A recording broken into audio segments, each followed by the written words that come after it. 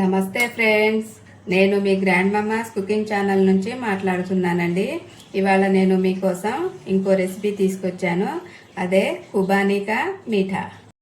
మరి ఖుబానీ కా మీఠా ఎలా తయారు చేయాలి, ఏమేమి కావాలి మొత్తం చూసేద్దామండి. ఖుబానీ కా మీఠా కోసం అండి ఇక్కడ నేను ఖుబానీ కాయలన్నీ దొరుకుతాయి. ఈ ఖుబానీ కాయలు మనకు ఏ సూపర్ మార్కెట్లో అయినా దొరుకుతాయి. ఇక్కడ నేను 250 గ్రామ్స్ ఖుబానీ కాయలు తీసుకున్నాను. 100 గ్రామ్స్ చక్కెర తీసుకున్నాను. ఇంకా సువాసన కోసం ఇలాచీలు దంచి వేసుకోవాలండి, ఒక 4-5. కలర్ అండి, కలర్ ఆప్షను, మనము వేసుకుంటే వేసుకోవచ్చు, లేకపోతే లేదు. కలర్ వేసుకుంటే కలర్ఫుల్గా చాలా చక్కగా కనిపిస్తుందండి, రుచిగా కూడా ఉంటుంది. ఈ రంజాన్ సందర్భంగా ఖుబానీ కా మీఠా అని కూడా చేస్తామండి. పెళ్ళిళ్ళల్లో, పండగలల్లో, ఈ ప్రతి ఫంక్షన్లలో చేస్తారండి. ఇది చాలా రుచిగా ఉంటుంది ఖుబానీ కా మీఠా. దీంట్లో ఐస్ క్రీమ్ వేసుకొని తింటే ఇంకా రుచిగా ఉంటుంది.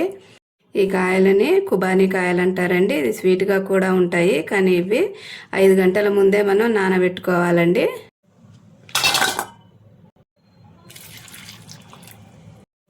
ఇలా నానబెట్టుకోవాలండి. 5 గంటలు అయిపోయిందండి. ఇవి కూడా చక్కగా నానిపోయాయి.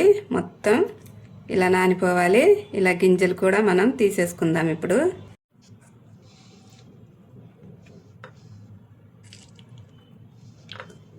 ఇలా గింజలు తీసి పక్కన పెట్టుకోవాలండి. స్టవ్ వెలిగించుకొని ప్యాన్ పెట్టుకొని ఆ కాయలు ఉడికించుకుందామండి.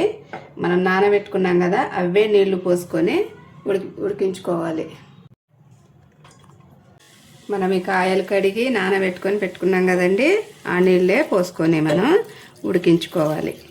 మూత పెట్టుకొని 10-15 నిమిషాలు ఉడికించుకోవాలండి. ఇది ఉడికేంత లోపండి మనము ఈ గింజలు ఉన్నాయి కదండి, ఈ గింజలు పలగొట్టి ఇలా బాదం పప్పులు తీసుకోవాలండి. ఈ గింజల్లో లోపట బాదం పప్పుల్లాగా పప్పులు ఉంటాయి అన్నమాట. ఇప్పుడు ఇందులోనే చక్కెర వేసేసుకుందామండి. ఇప్పుడు ఇందులోనే కొంచెం ఫుడ్ కలర్ వేద్దామండి.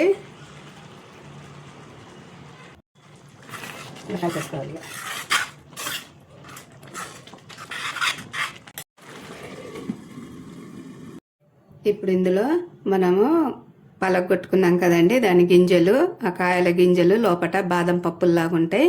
అవే గింజలు పైన చల్లుకొని తినాలన్నమాట. ఇప్పుడు ఇవి చల్లేసుకుందాము.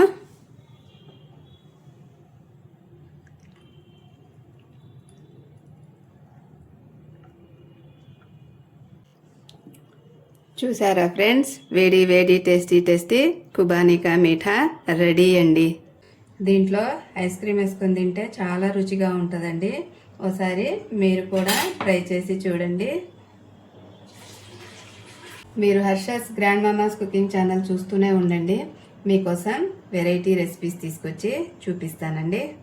మీకు ఈ వీడియో నచ్చినట్లయితే లైక్, షేర్ అండ్ సబ్స్క్రైబ్ చేయండి. వీడియో చూసినందుకు ధన్యవాదాలు.